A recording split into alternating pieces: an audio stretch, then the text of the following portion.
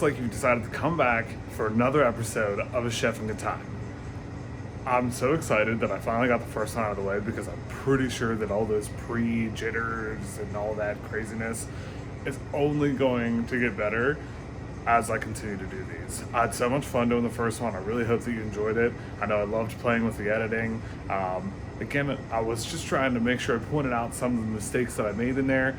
Not necessarily trying to pick on myself so much, but I did want to make sure that you guys had the right information. So today I'm here at work. I got some things that I got to get done.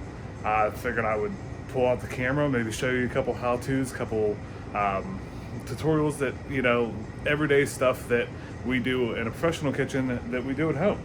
So we're gonna go ahead and run through what I got here. There's some vegetables today. So I'm getting ready to make some soups, some things like that today. So, like I said, these are your most common vegetables. Also a common staple in every kitchen should be, and always in mine, is coffee. I'm gonna go ahead and set a couple of these up. We're gonna go ahead and take a look at the different ways that you can cut them, the certain applications that you might want to use that cut for, what's the better cut, and things like that. So I'll go ahead and set the camera down, get this set up, and we'll go from there. What we'll start with is the white onion. There are definitely many different types of onions out there. For today's purpose, I'm just going to use a white onion. So I already have one in half, just to kind of show you what it looks like without the skin on.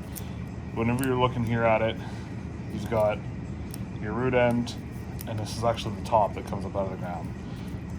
I always start by just taking the top right off. As you can see, I had one inside, coming down through, straight down and cut that.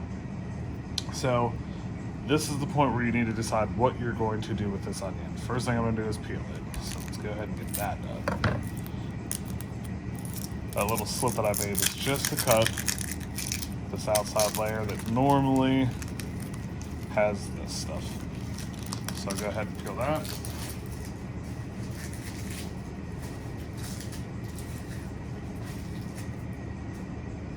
We'll go ahead and give it a little rinse.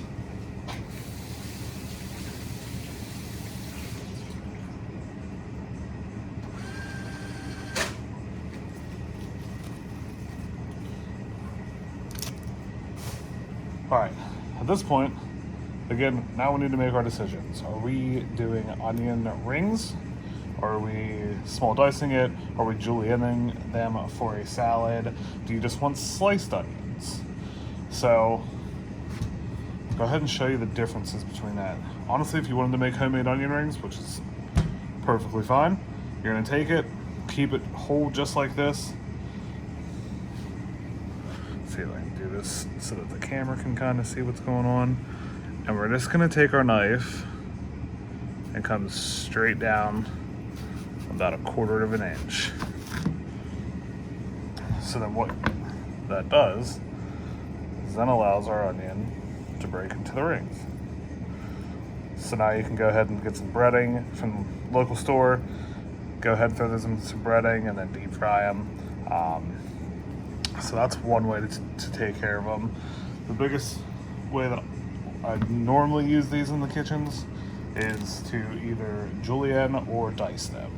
So as you can see, I still leave the root on, and then I cut it in half from there. So I came from the root straight down through the middle, gives me 2 halves of an onion. If you were looking to do sliced onions for on top of a salad, you probably do it just like this, and run your knife along the edge, which not a problem. It's one way to do it. I prefer to then take my back off if I'm going to do those. Take my knife, and if you run it in at an angle,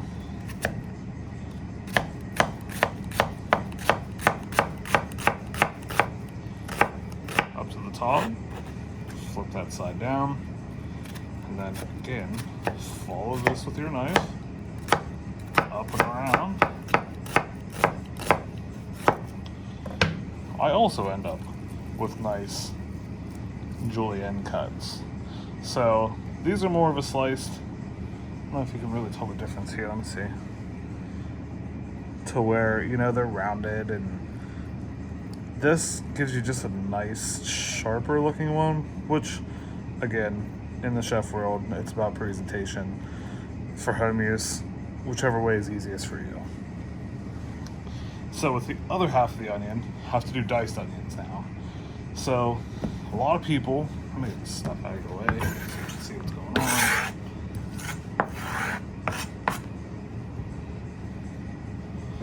There's two ways to also dice an onion. So a lot of people do this method where you're holding your hand on the top, trying to slice back, you're fighting it the whole time. Or, again, with the back of it still on, so the root end, and just like we were julienning, if you take your knife, and don't go the whole way through the back, but go ahead and just follow it right up the onion.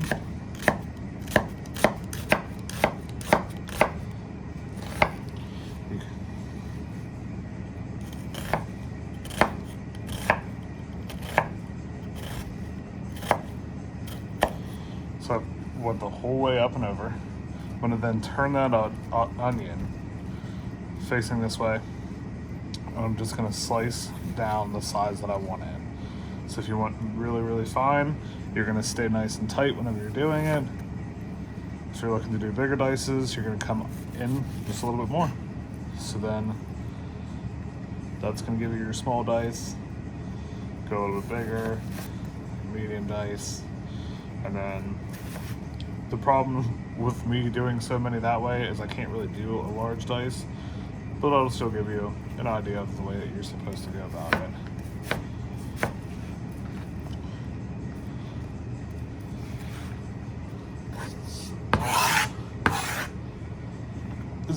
Most of the ways that you're going to need to cut an onion for most recipes that you're going to find out there.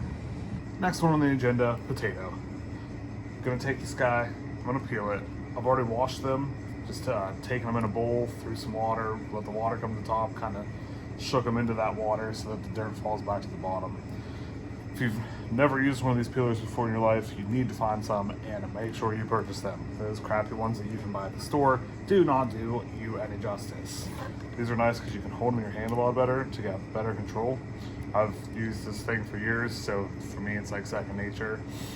But we're gonna go ahead and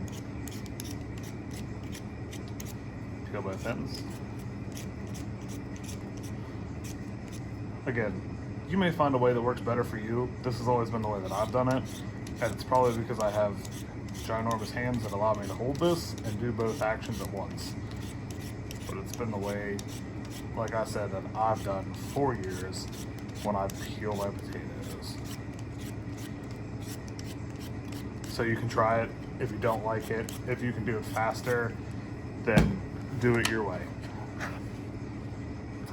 Always, again, cooking is all about comfort and the way that you can feel comfortable.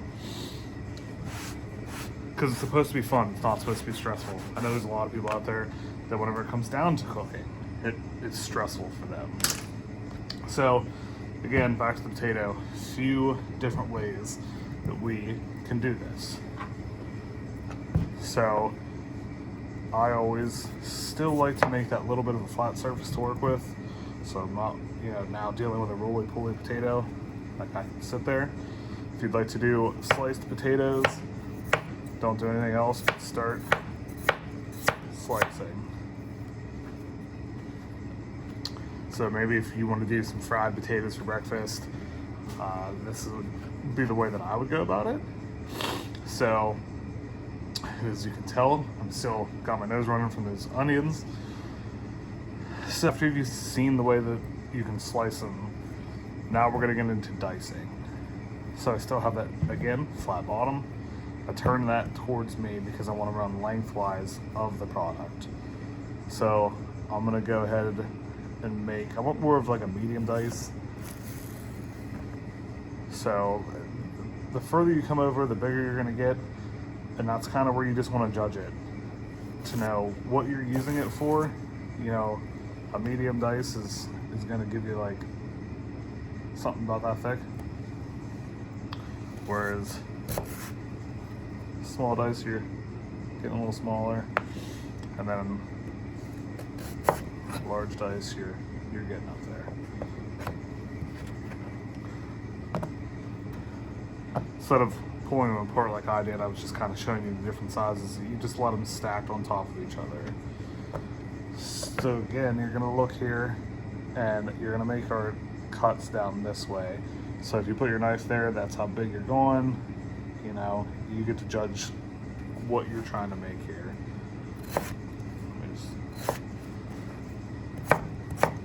Luckily, these are going into soup. Most of them will disintegrate. It really doesn't matter.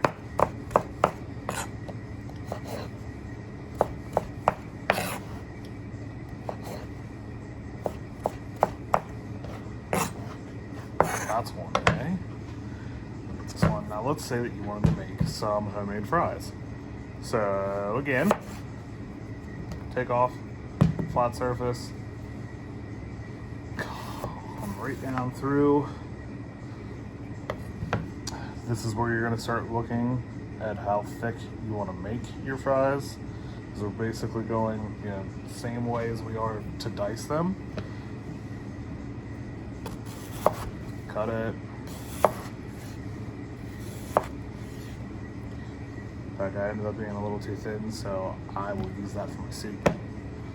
Now that I've got my stack here, I'm going to go ahead and lay those flat. And then again, pick out from this way across, so that's how they're laying. I'm going to pick my width of what I want my fry to be. And you're just going to cut right down through. It's the step right before you go into dicing. If I wanted to dice these then, again, obviously I would come back across my marks, but now I've just created some wonderful homemade fries that we could toss in some olive oil, but that's for another episode, so we won't talk about that now. Next up on our list is our wonderful big old stalk celery here. I'm just gonna pull off 2 pieces. Whatever your recipe calls for, obviously you're gonna pull off more than that. You can always see down here you got that nice dirt from it growing out of the sandy soil. I actually like to just take those because that part's gonna just fall apart anyway. Take off the root part.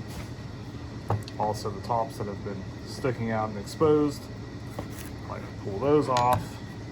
And we're just gonna run this under water really quick.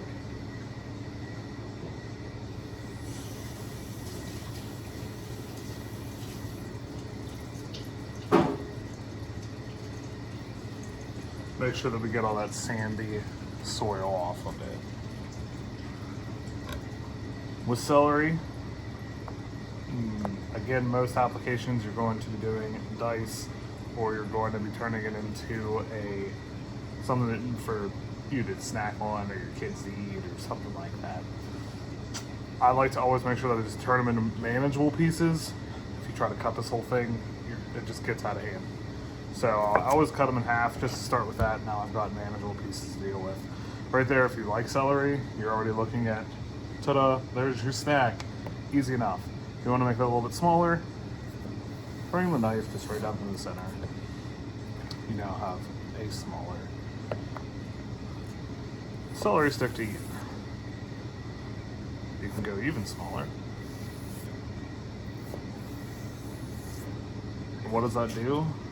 Almost makes it look like the fries from the potatoes. Again, right into the dicing part. So once you start to get the hang of dicing one thing, it really becomes easy to take the same concept and dice the rest of it. Unfortunately, celery is kind of boring.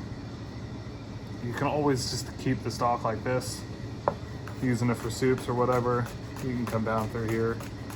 This gives you a little different shape in your soup. It actually holds, obviously the bigger it is, the more it holds up. So that's your personal preference at that point. If you want to dice it so they're nice and square, or if you want to give it just a little bit more body there, you can go that route. So let me go ahead and clean this stuff up. Next one, tomatoes. Luckily, this is a nice firm tomato, which always makes these a lot easier to cut. See the top where the stem comes out, has your bottom part. Can't really use the stem part. You can if you're dicing them, not for sliced, because obviously nobody wants to bite into that on a sandwich. So I'm gonna go ahead and just slice right down, but I'm gonna push it to the side. Again, I'll show you, we'll use that for diced. It's also the same concept because it is rolling and all that stuff. You're not gonna waste a whole lot of tomato. If you'd like to just run your knife down and take just a small slit out of it, again, this can be used for diced. And then once it sits here, now it's a lot easier to cut. So we're slicing again, just straight down, pick the size you want. These are gonna be for sandwiches. Take your time, no need to rush. The other biggest thing that you need is a really sharp knife. People that are afraid to cook or afraid to use a knife, you will cut yourself 10 times faster on a dull knife than you will with a sharp knife. There's not much effort that goes into it. Give a little rock forward, a little rock back, and we've gone and sliced our tomatoes. That one's gonna, again, be used for diced. And you can see we're building the same platform as we have with the potatoes. I've now got these nice slices. What I'm gonna do is cut this in half, only because I know from experience that they will move on you. So what do you think's next? I'm gonna go ahead and slice long ways one direction, turn the product, slice right back across. Now leaving you with beautifully diced tomatoes. Again, the size of the dice all comes in at your first cuts. Take the top off, slide it out of your way. So in this one, we're gonna go just a little bit bigger.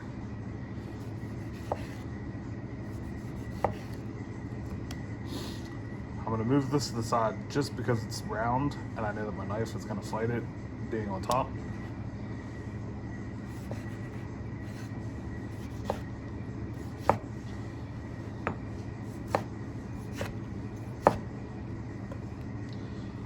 Now we've got bigger dice. Again, practice makes perfect. Once you start getting into this, if you just follow those few things, you're really gonna see that most of them are treated the same, and it'll become repetitive at that point. With these, I just slice around that goes by, push them together, and you got a couple more dice out of it instead of just throwing that piece in the garbage. Okay, that's it for tomatoes. Let's go ahead and head on to carrots. Into carrots, probably my least favorite thing in the chefing world to have to cut. They're round, they're woody, they have a mind of their own most times when you're trying to make a nice shape. So first thing I'm gonna do is get all this disgusting skin off.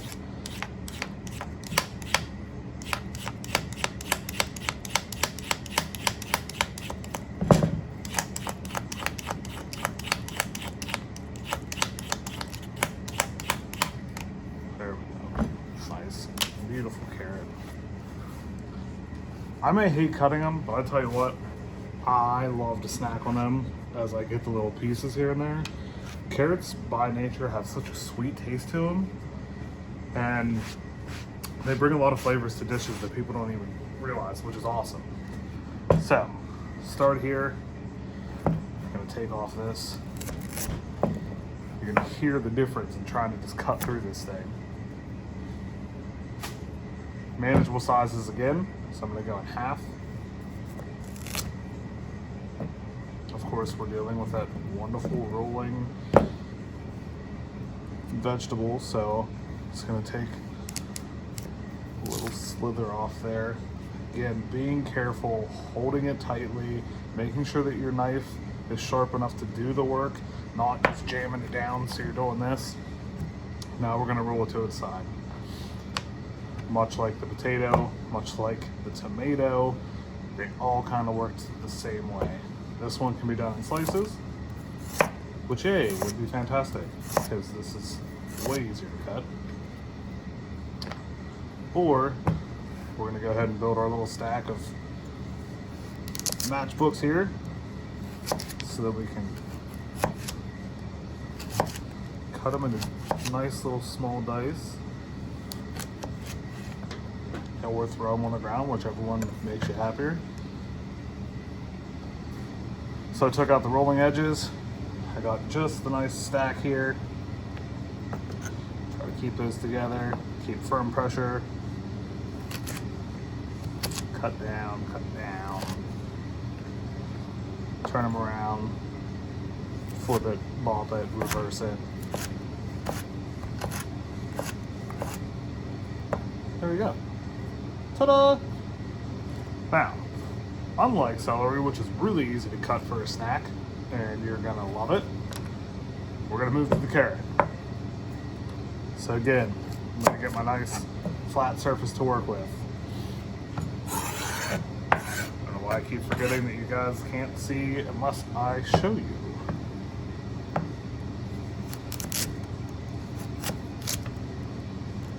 Cut them down.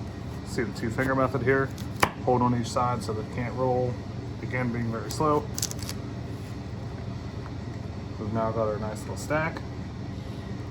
This is why I hate carrots. So if I slice right here, I'm gonna have one of the tiniest little matchsticks. But if I slice here, which goes the whole way down, then I've got one big fat end. They just don't look pretty. But if you're feeding them to yourself or your kids, I don't think they're gonna care. So we'll slice down through it. Just cut that one in half, just because I don't feel like getting any closer to my fingers. You've now created carrot sticks. All right, everyone, that's gonna pretty much do it for today's, quick tutorial. Again, I am trained as a chef. I have gone to culinary school. I'm not gonna sit here and tell you though that my ways are the best ways. My ways are just another way. Somebody has taught me along the line from what I first thought that I knew from school that, hey, this may be a better way to cut it. I'm hoping that it's something that you can use, and I'm hoping that it's something that made a little bit more sense. If you need some clarification, go ahead and leave me a comment below. Let me know what you liked about it. Let me know what you'd like to see different. I really hope that you enjoyed it. Again, these videos are kind of fun for me. It lets me be in my natural element and let me be my natural self when I'm doing it. So I hope you all enjoyed. Hope you had a chef and good time today, and we'll see you for the next episode.